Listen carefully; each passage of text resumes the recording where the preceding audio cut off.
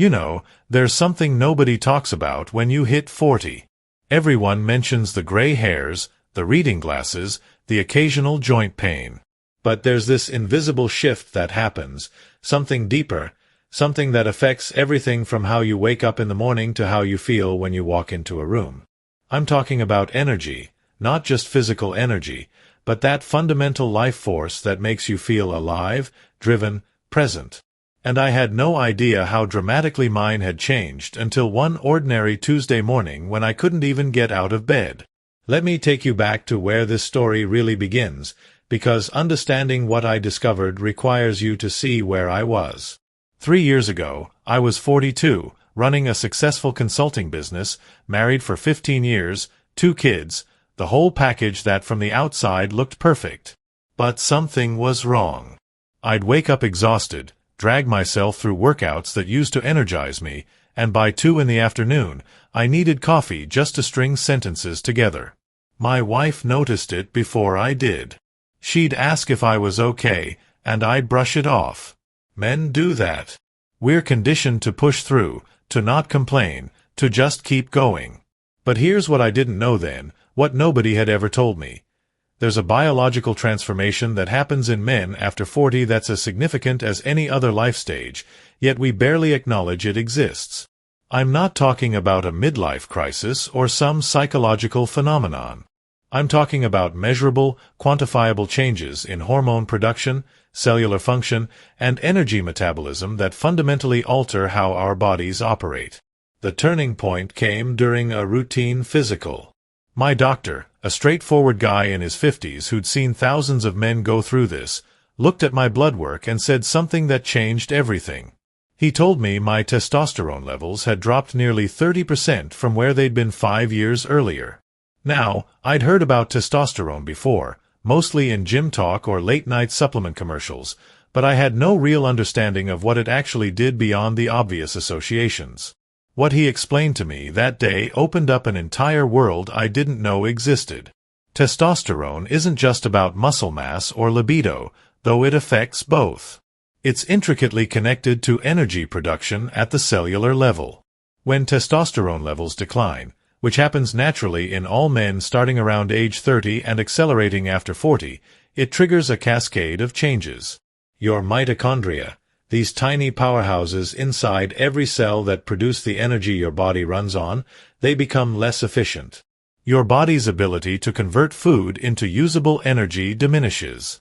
Your sleep architecture changes, meaning you get less restorative deep sleep, which is when your body repairs and recharges. It's like someone gradually turning down a dimmer switch on your entire system, so slowly you don't notice until you're living in relative darkness. But here's the unknown fact, the thing that even most doctors don't emphasize enough. This energy decline isn't inevitable in the way we think it is. Yes, hormonal changes are natural, but the degree to which they affect you is largely within your control. This is what nobody tells you. We've been conditioned to accept this decline as just part of aging, something to endure, maybe medicate, but not something we can actually influence through our daily choices. I started digging into research, reading studies from endocrinology journals, talking to specialists, and what I found was both frustrating and liberating.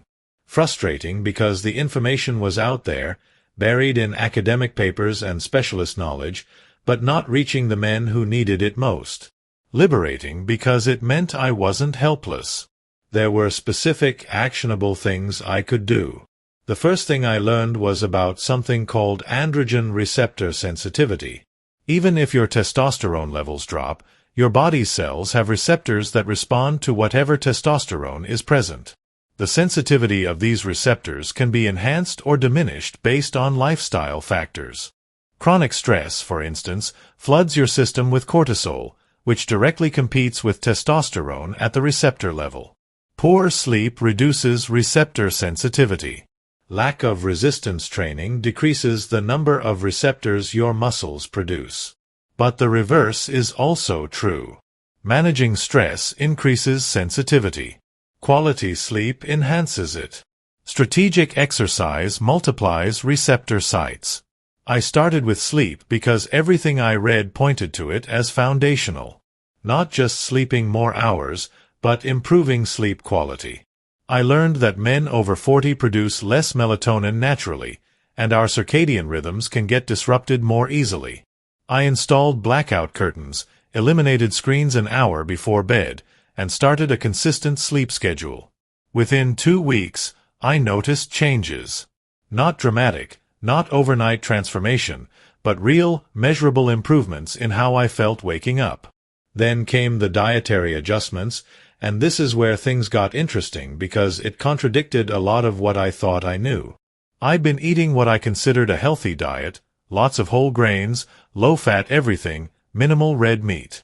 Turns out, testosterone production requires specific nutrients, particularly zinc, magnesium, and healthy fats, including saturated fats that had been demonized in the nutrition advice I'd followed for years. I'm not talking about eating recklessly, but about understanding that your hormonal system needs specific building blocks to function. Studies have shown that men who consume adequate healthy fats, including those from sources like eggs, grass-fed meat, and fatty fish, maintain better testosterone levels than those on extremely low-fat diets. The research is clear on this. Your body literally makes testosterone from cholesterol. Cut out all dietary fat and cholesterol, and you're removing the raw materials your endocrine system needs. I restructured my eating around nutrient density rather than calorie restriction. More vegetables for micronutrients, adequate protein for muscle maintenance, and enough healthy fats for hormone production. I added Brazil nuts for selenium, oysters occasionally for zinc, and made sure I was getting enough vitamin D, which acts more like a hormone than a vitamin in your body and is crucial for testosterone production. The exercise piece was the most counterintuitive. I'd been doing long cardio sessions, 60 to 70-minute runs or bike rides, thinking more was better. But the research on male hormones after 40 tells a different story. Extended endurance exercise, while good for cardiovascular health, can actually suppress testosterone production if it's your primary form of exercise. Your body interprets prolonged cardiovascular stress as a threat and diverts resources away from testosterone production toward cortisol, your stress hormone. What actually supports healthy hormone levels in men over 40 is resistance training, particularly compound movements that engage multiple muscle groups. Squats, deadlifts, presses, pulls. The kind of training that signals your body that it needs to maintain and build muscle. I shifted to shorter, more intense strength training sessions 3 to 4 times a week, combined with walking and occasional high-intensity interval work. The change in how I felt was remarkable. But here's where the unknown fact really crystallizes. It's not any single change that makes the difference. It's the synergistic effect of multiple factors working together. Sleep quality improves hormone production, which improves your ability to build muscle from resistance training, which increases your metabolic rate and insulin sensitivity, which improves your sleep quality and stress response. It's a positive feedback loop, but you have to initiate it consciously. Now, I'll be honest with you. When I was going through all this research, trying different approaches, tracking what worked and what didn't, I became a bit obsessed with finding the most effective combination. I was spending hours reading studies, experimenting with timing, dosages, food combinations. And while I learned a tremendous amount, I also realized that most men don't have the time or inclination to become amateur endocrinologists. They just want something that works, something that's been tested and refined, something they can trust. That's when I started looking into what was already out there, products and formulations that had done the research legwork, that combined the key nutrients and compounds in the right ratios. I was skeptical at first, honestly. The supplement industry is filled with overhyped garbage that promises miracles and delivers nothing. But I also knew from my research that certain specific compounds, when combined properly and taken at therapeutic doses, could genuinely support the body's natural processes.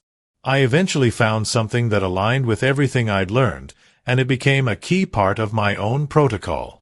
There's also a psychological component that's rarely discussed. As men age, we often shift from assertive engagement with life to passive observation. We take fewer risks, seek less novelty, avoid conflict, settle into comfortable routines. This behavioral shift isn't just psychological, it's hormonal. Lower testosterone is associated with reduced risk-taking and novelty-seeking behavior. But the relationship works both ways. Challenging yourself, pursuing new skills, engaging in competitive activities, even healthy competitive sports or games, these actually stimulate testosterone production. Your hormonal system responds to how you engage with the world. I started saying yes to things I'd been declining. I joined a recreational basketball league. Something I hadn't done since my 20s. I took on a challenging project at work that scared me a bit. I had difficult conversations I'd been avoiding. Each time I stepped out of my comfort zone, I felt more energized, more present, more myself. The research backs this up. Studies on male primates, including humans, show that competitive success, even in non-physical domains, triggers temporary increases in testosterone. Your body is designed to respond to your engagement with challenges. 6 months into these changes, I went back for follow-up blood work. My testosterone had increased, not to my 20s levels, but significantly higher than where I'd started. More importantly, how I felt had transformed completely. I woke up energized, maintained focus throughout the day, engaged more fully with my family, felt present in my own life again. My wife noticed. My kids noticed. Colleagues commented on it. But the real revelation was understanding that this isn't about chasing youth or denying aging. It's about optimizing how you age. Your body at 40, 50, 60 is different from your body at 25, and that's fine. But within that natural progression, there's a massive range of possible outcomes. You can decline rapidly and accept it as inevitable, or you can support your body systems intelligently and maintain vitality decades longer than most men do. The unknown fact is this: the energy decline men experience after 40 is real and biological, but it's not fixed. Your hormonal health, your cellular energy production, your vitality, these are responsive systems. They respond to sleep, nutrition, movement, stress management, social engagement, purpose, challenge. The mainstream narrative treats male aging as this inevitable slide into fatigue and decline, but the research, the actual scientific literature, tells a different story. It shows that men who actively support their hormonal and metabolic health through lifestyle factors maintain energy, cognitive function, physical capability, and life engagement at levels that would have been considered impossible just a generation ago. This journey changed my life in ways I couldn't have anticipated. I'm 45 now, and I have more energy, better focus, and greater engagement with life than I did at 35. That's not supposed to be possible according to the conventional wisdom, but it's my lived reality, backed by measurable biological markers and supported by peer-reviewed research. Now, I know many of you watching this are experiencing what I went through. You're feeling that decline, that frustration, that sense that something fundamental has changed. And you're looking for real answers, not platitudes or acceptance, but actual solutions. I've put together everything I learned through this process, the specific approach that worked for me, including the exact formulation I used to support my energy and hormonal health. I've made all that information available because I genuinely believe it can help other men reclaim their vitality the way I did. Check the first pinned comment below this video. I've left a link there with all the details about what I personally use and recommend based on my experience and research. No pressure, just information for those who want to dig deeper and take action. If you found value in this story, if it resonated with your own experience or opened your eyes to possibilities you hadn't considered, I encourage you to subscribe to this channel. There's so much more to explore about optimizing male health and vitality through practical, evidence-based approaches. The conversation about men's health after 40 is just beginning, and I want you to be part of it. Hit that subscribe button, because what I've shared today is just the beginning of what's possible when you understand how your body actually works and give it what it needs to thrive.